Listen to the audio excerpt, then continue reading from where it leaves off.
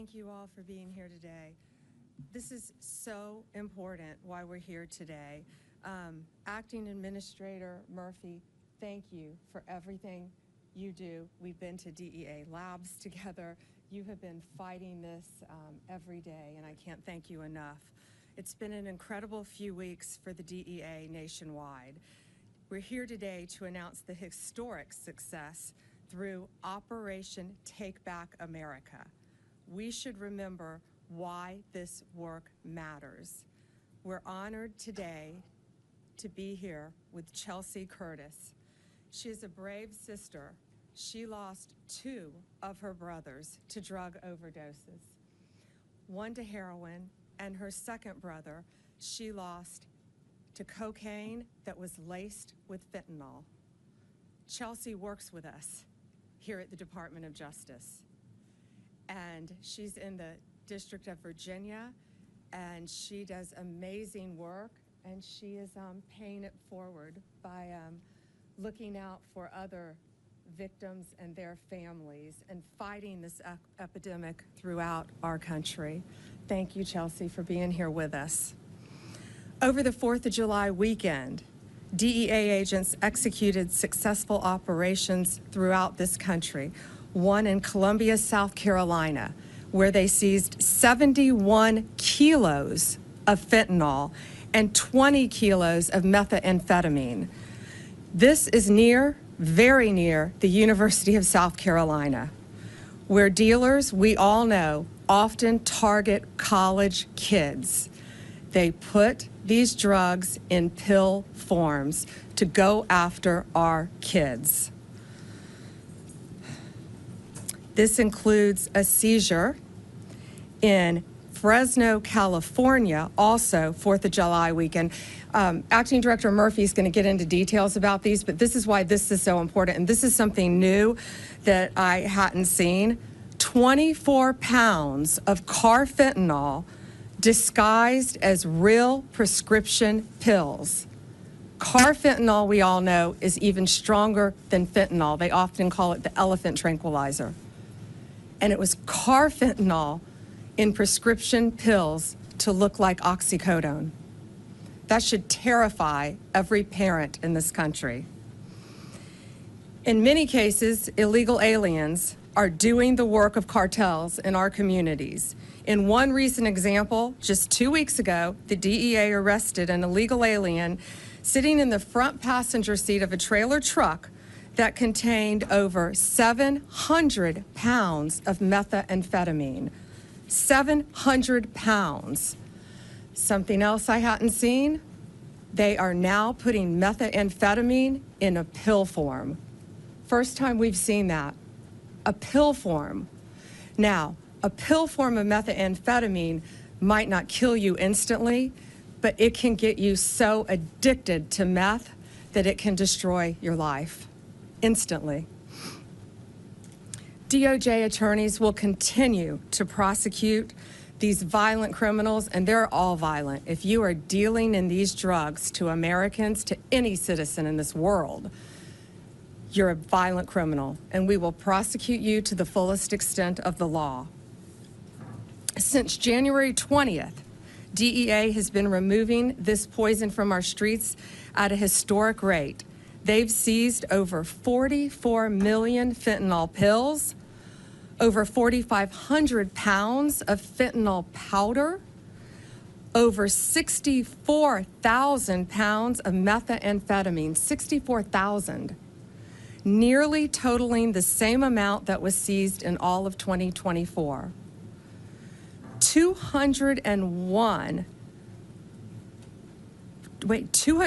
541,000 pounds of cocaine. And what they're doing, they just take a little fentanyl and lace it in that cocaine, which is how Chelsea lost her brother. We will not rest until these FTOs are eliminated, their members are prosecuted or deported, and the public is safe again.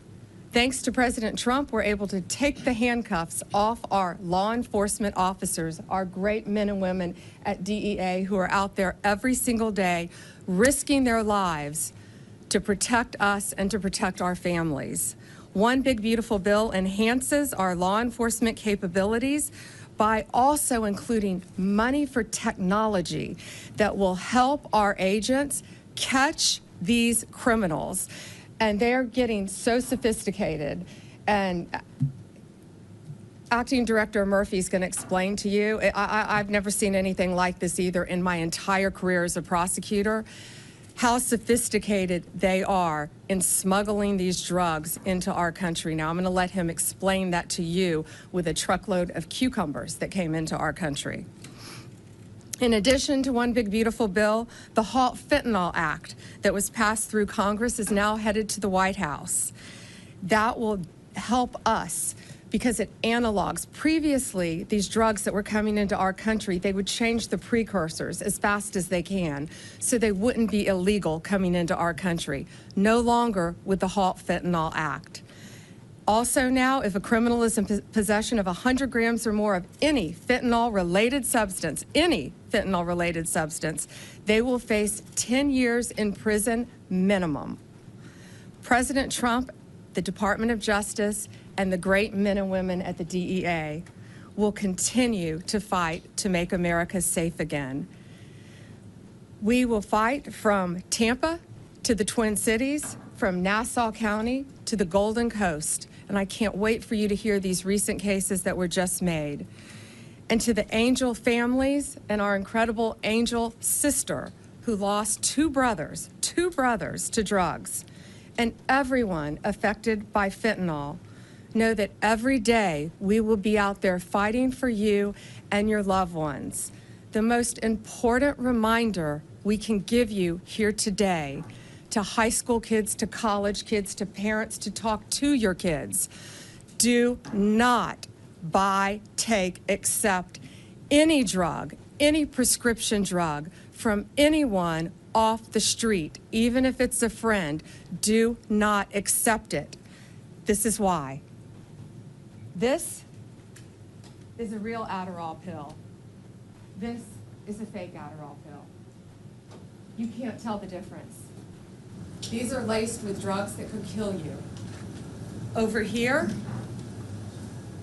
the oxycodone, the fake ones and the real ones. This is what was seized in Fresno, California. In Fresno, right? Yes. Amounts that could kill so many of our high school and college kids. They think that buying this on a street corner won't hurt them, but it will, and it can kill you. And that's why they're targeting places close to our universities as well. I'm going to let Acting Director Murphy now fill you in on all the details of these very, very important arrests that were made just within the last couple weeks. Thank you all for your attention to this very important matter. Thank you, Attorney General Bondi. Men and women of the DEA lead the fight against the Mexican cartels. These cartels are responsible for the manufacturing, the smuggling, and the distribution, and then the subsequent collection of the money, because that's what's driving this problem is profit, and making sure that money makes it back into Mexico. How do we measure success? DEA works tirelessly every day to disrupt and dismantle these cartels. We are second to none at developing intelligence, interpreting it, and actioning it. Without the intelligence, these cases I'm going to talk about, we would never be able to make. You are not going to randomly stop the amount of vehicles that we haven't come across a port of entry. There's no way. We have, and some could be million a day.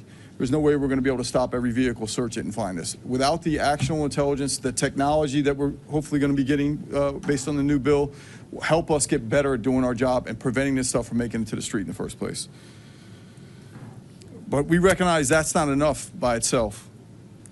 We have a responsibility to ensure the public is aware that threats posed by the cartels that endanger both public safety and national security, and this is where all of you come in today. We are seeing a disturbing trend. Cartels are now producing methamphetamine pills. We started seeing it in 2024 at a tremendous amount. We've already seized more methamphetamine pills this year than we did the entire year of 2024. These are made to look like popular drugs that our youngest men and women want, our college-age students. This is an effort by the cartels, a deliberate effort.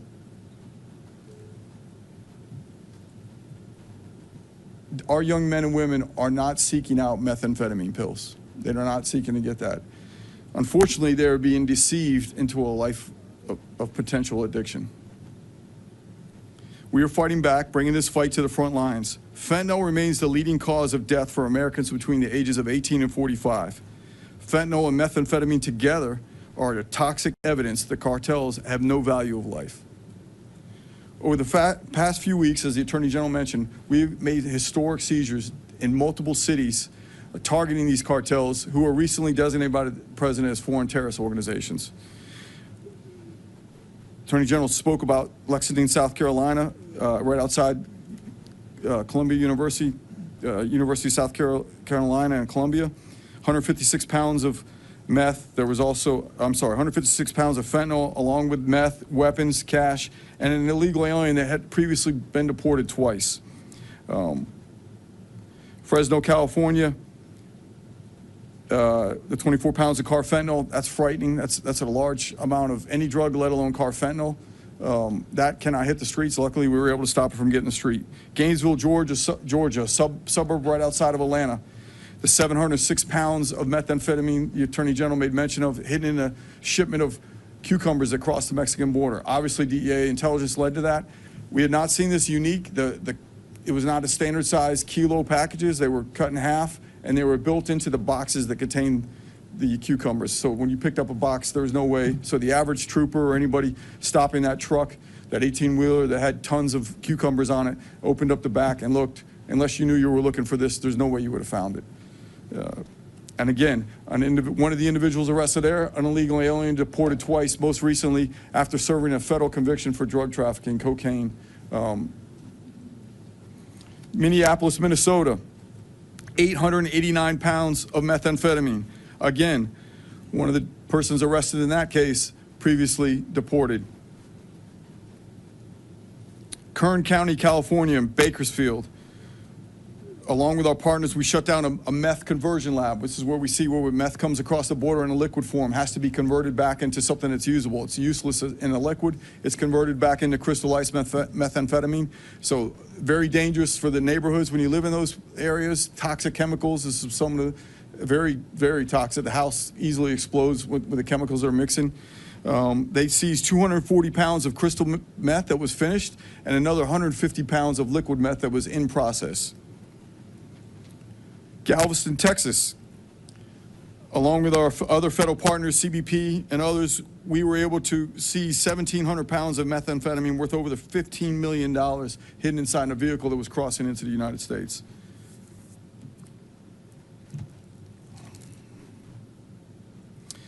Two days ago in Austin, Texas, along with law enforcement partners, we seized an additional 785 pounds of methamphetamine hidden amongst the pallet of blueberries. Let me say this again. This is a national security threat, not just a drug problem. We are taking the fight directly to the cartels, not just at home, but internationally, across our borders, and online, through online platforms. We are not just seizing drugs, we are also dismantling the cartels' logistics and their finance networks. Just recently, DEA agents in Miami seized over 10 million in cryptocurrency directly linked to the Sinaloa cartel. In Omaha, we seized numerous handguns, including machine gun conversion devices, along with 40,000 fentanyl pills in a raid that was run by a locally based polydrug linked to a Mexican cartel. Just recently in Chicago, multi-state takedown in Indiana, Kentucky, and Arizona resulted in the seizure of 59 illegal firearms possessed by serious violent felons, along with 74 pounds of methamphetamine, 11 pounds of fentanyl, 11 pounds of cocaine, cash, and 23 individuals who were arrested. Every seizure demonstrates the reach the cartels have throughout the United States. Make no mistake, the cartels are operating in every corner of this country, and so are we. At this point, we'll take questions. Yes, ma'am. Mr. Administrator, I would like to get your perspective on what exactly is driving this, but I also have an off-topic question for the Attorney General in response to questions, comments that President Trump made a short time ago, just a few moments ago on the South Lawn. He said that he would support you releasing additional credible evidence from the Epstein investigation. Is that something that you are open to doing? He said this just a few moments ago. Let me take that first. This today is about fentanyl. This is about a wall of people right outside this room who have died from, I appreciate your question, but this today is about fentanyl overdoses throughout our country and people who have lost loved ones to fentanyl. That's the message that we're here to send today. Nothing about Epstein. I'm not going to talk about Epstein. Go ahead. And so to your first question about what's driving this, clearly it's driven by profit. It's all it is. Mexican cartels are driven by profit only. These are business decisions. Everything we talked about today, whether it's how they're smuggling across the bill and the innovation they use to get it across the border, also the attempt at, quite frankly, during the 4th of July holiday, we think it was a concerted effort that they flood us because they thought there'd be less law enforcement working at that time, and they sent as much as they could across the border into numerous cities. Didn't work out well for them. Also, the decision to start making methamphetamine pills, business decision, like any other company in America. They look at what is wanted, unfortunately. Taking a pill has a lot less stigma than shooting a drug in your arm, snorting it, smoking it. But that makes it that much more dangerous because it's less threatening to our young people who, again, from a national security standpoint, that 18 to 45-year-old men and women, that's who makes up our U.S. military, and we're losing them at historic rates. That is not what we can allow to continue, and that's what we're here to fight and continue to fight it. Yes, ma'am. I have an on-topic and off-topic question. On-topic, we spoke a lot about seizure numbers, but among the actions that you took over that weekend, can you talk to us about how many individuals are going to be facing criminal prosecution, not simply just being deported, perhaps, arrested and sent to Everybody arrested in this will be facing. This is a serious amount of drugs. Do you have a number? Well, I don't off the top of my head because it was in multiple cities, but I think most of pretty much at every place we're talking about, I don't have the exact number. And to jump in on that same topic, minimum 10 years in prison for almost all of these defendants, some 20, some 40, depending on the amount of drugs, the type of drugs, the level of drugs. Go ahead. My off-topic question Sure. is for you, Attorney General. Today on social media, President Trump made allegations about mortgage fraud against Senator Schiff. I'm wondering if you can comment on that and whether or not that issue has been heard and looked at. Yeah, I just was told about those comments walking into this room, and we don't comment on whether there is or is not a pending investigation. But thank you. Anything else on topic today? Madam Attorney General, on this matter of fentanyl, which is a priority clearly to the DEA, Department of Justice, are you confident you're going to still be here to execute this because there's so many people calling for change at the Department of Justice? I'm going to be here for as long as the president wants me here, and I believe he's made that crystal clear. It's 4 years, well, 3.5 now, right? We've got 6 months in, and it feels like 6 years. But I was with Director Patel this morning, and we are working on fighting violent crime. We are working on all these issues that we deeply care about to make America safe again and get these drugs off our streets. We've been working on this since my really last 2 years. Fentanyl was coming on the market when I was State Attorney General. And now with these cartels, it's coming back, it's coming in more than ever. And the border has stopped that, but we're going to catch them and we're going to prosecute them to the fullest extent of the law. Yes, sir. Madam Attorney General, is there disruption at the leadership of DOJ and the FBI with your relationship with Dan Bongino that is affecting the operations of the DOJ? No, I'm not going to talk about personnel matters. No, I was with Director Patel all morning, and we are committed to keeping America safe, making America safe, working with our incredible partners at DEA, FBI, ATF, U.S. Marshals, to do everything we can to make America safe, and that's what we're focused on. And today, we're focused on protecting our kids. And I would ask all of you, when you leave, go look at that wall outside, right outside this room, of all the fentanyl deaths, all the faces of fentanyl that you have done an amazing job putting up. Thank you all. Deputy Director Bongino. So following up on that. Yes. Yes, go ahead. I wanted to follow up on that question. I think the American people have a lot of questions about your relationship with the Deputy FBI Director. Do you believe that he should stay in this role? I'm not going to discuss personnel matters. I think we all are committed to working together now to make America safe again, and that's what we're doing.